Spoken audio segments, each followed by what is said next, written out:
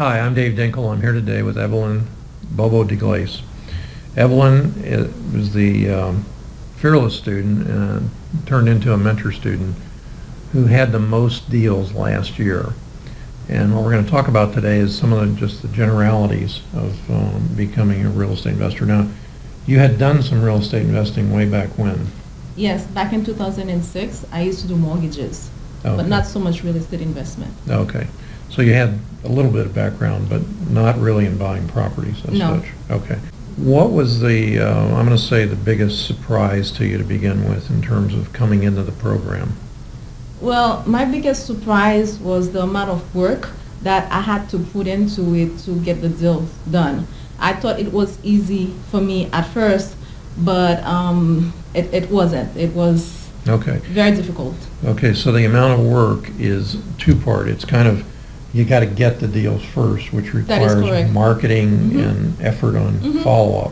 Exactly. But the second part is probably what's been worse in some cases, is the title work and actually closing the deal. Yes. Yeah.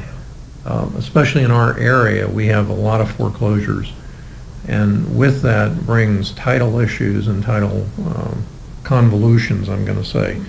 So very oftentimes, once you found them, it was easy to get them under contract. And we did sell them. The problem was you just couldn't get them closed. Exactly. A lot of code violations, stuff like that. I am blessed to have a lot of properties with issues.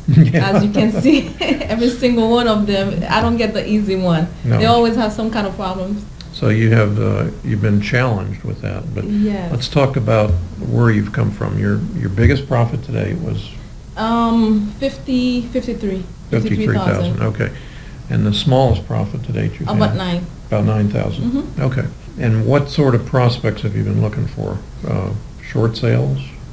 For me, it's a little bit of everything because I do a lot of door knocking. I put vended signs. And refax, I blast a lot of agents, on a weekly basis, many on Sundays. I send them emails. I follow up. So when I do that, I get a mixture of basically everything. So whatever I can find, I put my hand on it. And it doesn't matter. Throw it out there and see what happens. I was just talking to someone else about one of the things, and she was kind of surprised at it. And I said to her, it doesn't matter if you offer too much money. It doesn't mean you're going to close at that price. It only means you're going to get it under contract. That's the key. What's the biggest negotiation that you've redone for condition or code violations? I have one right now. That's a good example. That's a good one. It's listed for 127, but I've been battling with the agent for over a year now, and I got it for 50. I bought it down for 50, and I'm still trying to get a discount because they made me wait for a year. I mean, not my problem, but their problem on their end, at least for another 5,000. What's the source of that? Is it a short sale? It's no, it's a regular sale. A regular homeowner direct. No, I'm sorry. It's an REO. Okay, an REO. It's an REO. We hear very often times that agents will say, I don't sell anything except at or above the list price. What's been your experience on that? I never pay anything above list price. How can you pay at list or above and make any money? You can't. You can't because the end buyers, they have access to MLS. They can see how much the property is listed for, so technically they can just go to the agent directly instead of buying it from you. Yeah, why should they buy it from you? Exactly. Okay, what else can you tell somebody who might be coming into the program about it? I would say you have to, it has to start from you first. You have to be dedicated, and you cannot quit, because at first for me, I got a lot of no's. I mean, it was all no's. All no's.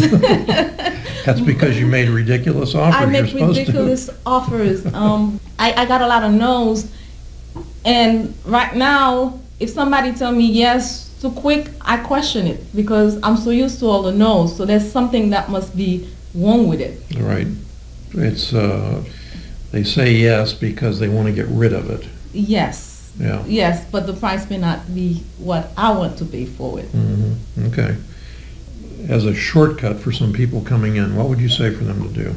As a shortcut, I would say for them to do Fearless first, because the mentoring, it's a lot of information, because I did mentoring first, and then before I did Fearless, and I was clueless because I didn't know what I was doing, and I quit.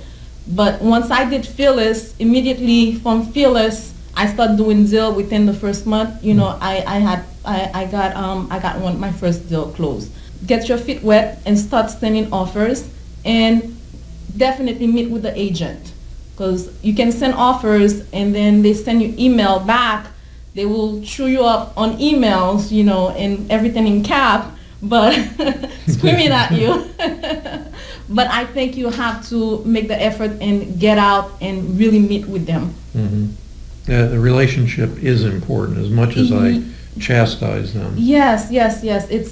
It's key. Mm-hmm. It's key, because once they see you face to face, even if you give them that ridiculous offer, they will most likely be able to, you know, negotiate something with you while you're in their presence, as opposed to an email or phone call. So yeah. I meet with a lot of the agent, you know, when I send in, you know, before I even send offers, I meet with the agent. Now you have children, but you also have a full-time business. Yes, I do. I have 4 children. Oh, I thought you had 3, but that's fine. 4 is okay. Yes, I have 4, and then I own a financial firm. I stay busy, which takes up a lot of my time too. It does. What else do you want to say before we say goodbye? Just be committed and have a lot of empathy for the homeowners. Mainly for the homeowners, have a lot of empathy, because they will, you know, they will be willing to work with you if you show them that you are there to solve their problem, versus trying to take their house away from them. Right. Because, you know, they have some sentimental interest, you know, in the property, and a lot of times they don't want to give it up so easily. But if you show them you are mostly there to just help them, they will close the deal for you and give you exactly what you want. And you have to stick with it, keep following up. You're working on one for a year now. So. Oh yeah, follow up is key. Okay. Follow up is key. Thank you very much. Appreciate you being on the program. Thank you. I'm very appreciative for all your help. Okay.